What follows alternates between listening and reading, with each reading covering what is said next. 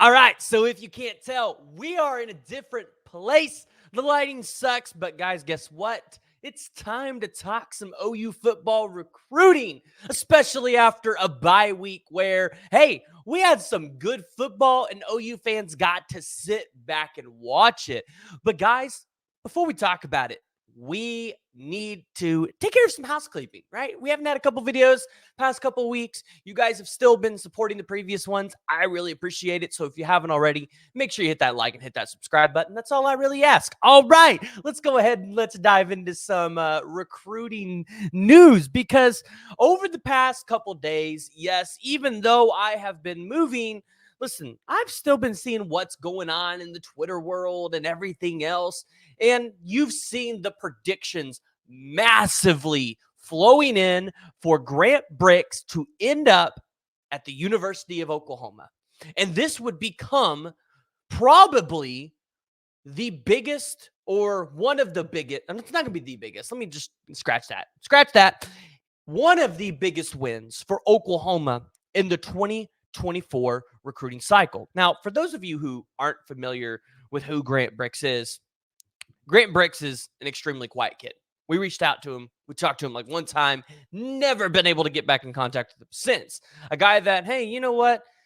You don't really hear a whole lot from. Now, on 247, we haven't seen any predictions outside of Ryan Wallace's, which has been submitted for a while in favor of Kansas State, come in. So you're still waiting on the Steve Wiltfong crystal ball.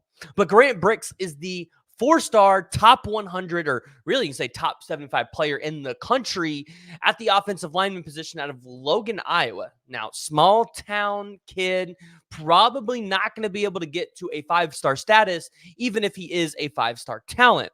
And if you're Oklahoma, you've really been battling Nebraska here. Kansas State's been in the mix, but Nebraska has been your biggest foe because they're only like, I believe it's like an hour and a half away. So, fighting Oklahoma or fighting Nebraska, who's close to home, for a kid that probably hasn't really explored much outside of just taking visits to these universities, right? Probably hasn't been outside of Logan, Iowa a whole lot. This is big. Like, this is a big change. And so if you're Oklahoma and you're Bill Bedenbaugh, to go out here and land what you already have in this class, I think this is probably where Oklahoma fans have to look at just how good of a recruiter Bill Bedenbaugh is. You might have not landed some of the flashy names in this class, but you've got out there and you've landed a really solid offensive line class. And if you've seen what Bill Bedenbaugh has done with developing guys and putting them into the league, you would feel confident about some of the guys that he's evaluated. Like a Daniel Akinkumi out of London, England, who we just got a commitment from on the 12th. Daniel Akinkumi is a guy that's only played football for a couple years, raw talent, really underdeveloped talent. So you get him to campus, this dude could blossom, and you never know. By the time his career's done at Oklahoma, he ends up being that what could have been a 5-star talent. Then you got Josh Isosa out of Edmond, Oklahoma.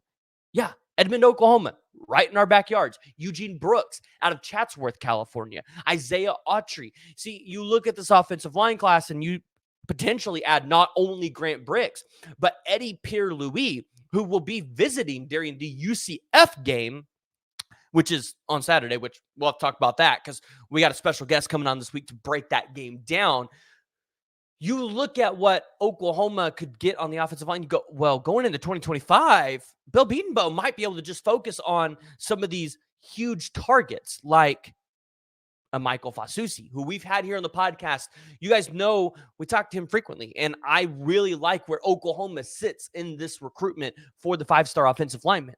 Not to mention, you're going after guys like Ty Haywood, Lamont Rogers. There's 2 guys out there at Bishop Gorman. I say 2 guys because I can't pronounce their names, so I'm not even going to attempt it. But then you got guys up in Missouri and Kansas. There's a plethora of offensive line talent in the 2025 class. So specifically looking at the offensive line, especially just on the recruiting trail, whether it's 2024 or 2025, as an Oklahoma fan, you feel really, really good where everything sits. Again, you didn't land everybody you wanted to in this class on the offensive line, or at least maybe even one of the big name targets outside of maybe Grant Brix that you wanted, but you feel really good about this collection of talent that we've put together. Now, on the defensive line, I think a lot of people are having questions about Williams Nwaneri. Is this guy going to flip from the Missouri Tigers and end up with the University of Oklahoma? Honestly, guys, have no freaking earthly idea. But I'll tell you exactly what I've been telling you. And actually, we're going to add to it. Missouri beat Kentucky this week. They are now officially bowl eligible. And when you go look at Missouri's schedule, they still have some winnable games on this schedule. So I'm having a hard time believing Oklahoma is going to flip Williams Nwaneri. Dare I say, if Oklahoma goes and plays in a national championship game, that they flip him still? Because there's a good chance Missouri beats South Carolina at home this week. Then they've got to go to Georgia. Now, we know what Missouri did to Georgia last year. I don't think they win this game. Georgia's starting to look better, but they don't have Brock Bowers in that game. Maybe Missouri can do something. But let's just say they lose it for the sake of argument. That puts them at 7-2. And then the rest of their schedule looks winnable. I mean, Tennessee is not this powerhouse they were last year. Florida, I mean, by the week, in minutes, they just decide what they want to be. And then Arkansas, although they played Alabama close, they don't look like a good football team. And I'm not saying they can win all three of those games, but if they go 2 of the 3, and let's say they end their season with 9 wins, it's probably a good enough total to keep Williams Nwaneri committed, probably land Ryan Wingo, and potentially maybe try to get guys like a Ja'Shawn Ross or Jeremiah McCullen, who's committed to Ohio State. So I know Oklahoma fans really want to flip Nwaneri, and I really want to hear where you guys currently sit and fill in this recruitment. Do you think Oklahoma can flip him? I look at it and I say, man, Missouri's going to be hard to overcome with how good of a season they're having. I don't think anybody expected Missouri to be this good, which when we talked about it in preseason, I said there was a chance that they could win 6 or 7 games this season because last year they had the number 32 overall ranked defense. So they were going to carry that into this season. They didn't lose a ton. So, yeah. Unfortunately for Oklahoma, you might have to go after other defensive line targets. And maybe they're not even in this class. Maybe you're going to go after transfer portal guys. And you're going to look for transfer portal guys that have 2 or more years of eligibility because that's what makes sense at this point. If you're this program, you're not looking to rent players. You are looking to go out there and get guys that can be in this program for at least 2 or 3 years, especially since the 2025 class on the defensive line just ain't strong. I mean, right now, my predictions for the 2025 class are Xavier Ukponu, you've got Kamori Moore, Ethan Utley, you have Alex Shieldknight, CJ Nixon. Maybe that is your defensive line class for 2025. Not sexy, still good, might be one of the better ones in the country, but, I mean, it's Oklahoma. We've seen Todd Bates and Burton Venables do better, so I think the expectations will be higher, especially with what you've gotten. But remember, there's a name that Oklahoma could be watching. Remember, Oklahoma fans need to be watching this name. Benedict Umi out of Avon, Connecticut, currently committed to Stanford. Stanford got a big win against Colorado. Now, if Benedict Umi is not going to Stanford strictly for the academic side of it, then maybe this is a guy that you can go out here and flip. Maybe you can go out there and look at some of these guys that are committed to Arkansas, like a Charleston Collins or somebody like that. Some of these top-end defensive linemen at some of these schools that, hey, they probably don't stick. You guys remember a Kavion Henderson out of Leeds, Alabama, that at one point we were talking about, hey, maybe this guy could be in Oklahoma's class before he committed to Arkansas. Maybe you tried to push and test the waters around there. I do believe they'll probably at least take one more, and you might see a late eval go out from the staff here. Now, additionally, there's just not a lot going on in the recruiting trail. I mean, you're going to have visitors on campus, and we're going to be messaging some people trying to figure out exactly who's going to be there, and we'll get you guys a list. So make sure you guys tune in later this week for that. But this is a big week for Oklahoma. You're coming off your bye week after an emotional win against Texas. You need to be able to show recruits that you can follow up and a win like Texas off of a bye week, and you can win it in the fashion you are supposed to. UCF, well, at one point we thought, hey, maybe this will be a decent team. They're kind of falling off a little bit.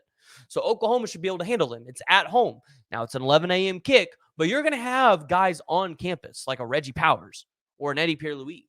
These are 2024 targets that you want to land, especially when you still have question marks like a Devon Jordan, or you still have question marks like a Michael Boganowski, where, yes, you've seen the crystal balls flow in, but you don't have the commitment yet. And in reality, you're looking to not get Reggie Powers at the safety position, but you're looking to get him to maybe be a hybrid like you have in Peyton Bowen, or maybe even like Reggie Pearson or Kendall Dolby, right?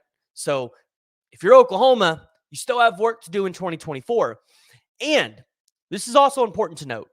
With the NCAA now ruling that you can take more than 25 guys in a class now outside of 2025 and on, because I think that was a concern that we were asking was, hey, is that going to go up or are they going to keep it at 25? So with you being able to take more than 25 guys now, I think you're going to start seeing Oklahoma load up these classes, right? When the guys are eligible to the league, you process them, you let them go, but you're bringing in new young talent and you're letting the guys in that room go ahead and hit the field. Now, Sammy Brown, I guess I would not be doing the right thing if I didn't talk about it, because I know a lot of you guys have asked questions about it. If you're an Oklahoma fan, I really think we should just stop talking about Sammy Brown, because I don't think it's going to happen. If it happens, it's probably going to be a shock to 99.999% of everybody across this industry, because Sammy Brown was a guy that grew up around that Clemson program. So for him to want to come to Oklahoma after he's been committed to Clemson, even though Oklahoma probably was his number 2 choice, it would take a lot. Clemson's going to have to just literally fall off of a bridge, and I don't think that's going to happen. So if you're an Oklahoma fan, don't give your hopes up. But if you guys haven't already, again, make sure we take care of the housekeeping. Hit that like, hit the subscribe button, and hey, I know some of you guys complain about this background. We're going to have it decorated here soon. You guys see, I got the stuff over here. So over the next couple days, we'll have stuff back up. We'll be back in business. So appreciate you guys supporting the channel. Again, if you haven't already, hit that like and hit that subscribe button.